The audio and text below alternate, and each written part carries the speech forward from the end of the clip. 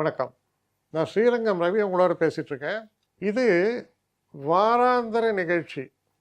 ஏற்கனவே மாதம் சொல்லிகிட்டு இருக்கோம். அப்புறம் வாரத்தில் வாரம் சொல்கிறதுல என்ன இருக்குது அப்படின்னு கேட்கலாம். இப்போது வருஷத்தை பற்றி வருஷம் சொல்கிறோம், அப்புறம் மாதம் சொல்கிறோம், பலன்கள், அப்புறம் இப்போ வாரம். இதையும் சுருக்கினா தினப்பலன்கள்.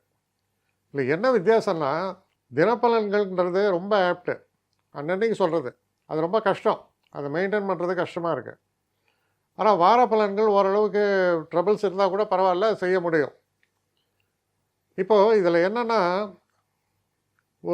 ஒரு விஷயத்தை ரொம்ப ஷார்ப்பாக சொல்லணும் அப்படின்னு சொன்னால் அது தினப்பலனில் வரும். வார பலன் அவ்வளோ ஷார்ப்பாக வராது, ஆனாலும் ஓரளவுக்கு டீட்டெயில்ஸ் அதிகம் தான்.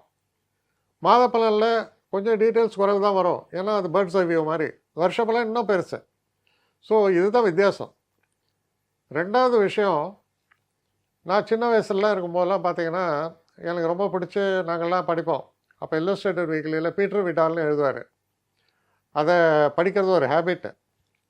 அதாவது ஒவ்வொரு சண்டேவும் அதுக்கு எதுவும் வெயிட் பண்ணுவோம்.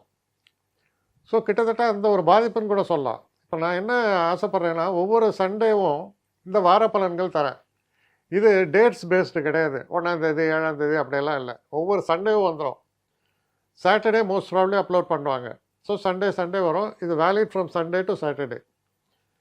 இப்போது அந்த வரிசையில் இப்போ நான் ஆரம்பிக்க போகிற பலன்கள் வந்து 13ஆம் தேதி சண்டே, ஜூலை 13, 2025 சண்டே. அதுலேருந்து அடுத்த சாட்டர்டே கிட்டத்தட்ட 19ஆம் தேதி வரைக்கும் இப்போ நான் சொல்கிற பலன் வேலிடு. ஸோ வாரம் ஞாயிற்றுக்கிழமை நிச்சயமாக நீங்கள் இதை எதிர்பார்க்கலாம். ஒரே ரிக்வஸ்ட் என்னென்னா, பெல் ஐக்கானில் ப்ரெஸ் பண்ணுங்க, ஸோ தட் உங்களுக்கு அதுக்கான இன்டிமேஷன் வந்துடும். கன்னிராசி நேயர்களை பொறுத்த வரைக்கும் வெற்றிக்கு மேல் வெற்றி. 11ல் இருக்கார் உங்கள் ராசிநாதனான புதன். 9 கூட சுக்கிரன் 9லே இருக்கிறார். என்ன 10ஆம் வீட்டில் குரு. 10ஆம் வீட்டில் குரு பதவியை பறிப்பான், அது இதுன்னு, அதாவது பாப்பா அப்படின்னு ரித்தமாக இருக்குன்னு சொல்லிட்டாங்க. பதவியும் பறிக்க மாட்டான், எதையும் பறிக்க மாட்டான். ரொம்ப தப்பான ஒரு விஷயம். ஏன்னா குரு பார்க்குற இடம் முக்கியம். அவர் 2ஆம் இடத்தை பார்க்குறாரு முக்கியம். அவர் 2ன்னா இப்போ ரெகுலர் ஃப்ளோ ஆஃப் சேலரின்னு அர்த்தம். ரெகுலர் ஃப்ளோ ஆஃப் மணி எப்படி வரும் வேலை இல்லைன்னா? அதனால் 10ல் இருப்பான், பதவியை பறிப்பான், இந்த மாதிரிலாம் யாராவது ஏதாவது குருட்டுத்தனமாக சொல்லியிருந்தால் நம்ப வேணாம். அடுத்து அவர் பார்க்குற இடம் 4ஆம் வீடு. 4ஆம் வீட்டை பார்த்தா என்ன அர்த்தம்? வீட்டில் சௌக்கியமாக இருப்பீங்க, வீடு நல்லா அமையும், வாகனங்கள் நன்றாக இருக்கும்.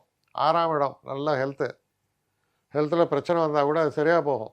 அதனால் இதெல்லாம் வச்சுட்டு 10ல் குருன்ற பயப்பட வேணாம். 9ல் இருக்கக்கூடிய சுக்கிரன் சகல சௌபாகியத்தையும் தருவார். நல்ல குழந்தை பாக்கியம், அது பண்ண நல்ல சௌபாகியங்கள்லாம் ஏற்படும். ஸோ கிரக நிலைகள் நன்றாக இருக்கின்றன. மனசில் ஒரு நல்ல கான்ஃபிடென்ஸ் இருக்குது. சுபங்கள்லாம் நடக்கிறதுக்கான வழிமுறைகள் தென்படுகின்றன. அப்போ சந்திரனுடைய மூமெண்ட்டை பார்க்கும்போது 5ஆம் வீடு, 6ஆம் வீடு, 7ஆம் வீடு போகிறார் சந்திரன். இந்த வார இறுதியில், அதாவது 18ஆம் தேதியும் 19ஆம் தேதியும் உங்களுக்கு சந்திராஷ்டமமாக இருக்கும். வெள்ளிக்கிழமை, சனிக்கிழமை. இப்போ வியாழக்கிழமை வரைக்கும் நல்லா தானே இருக்குது. எடுத்தெல்லாம் வெற்றியை தரக்கூடிய வகையில் இருக்குது. சில நேரங்களில் கடனை திருப்பி கொடுக்குறீங்க. உடல் ஆரோக்கியத்தில் முன்னேற்றம். கணவன் மனைவிக்குள்ளே இருக்கக்கூடிய உறவுகள் சிறப்பாக இருக்குது. அதே போல் திருமணம் சம்மந்தப்பட்ட விஷயங்களுக்கு நல்லதெல்லாம் நடக்கும்.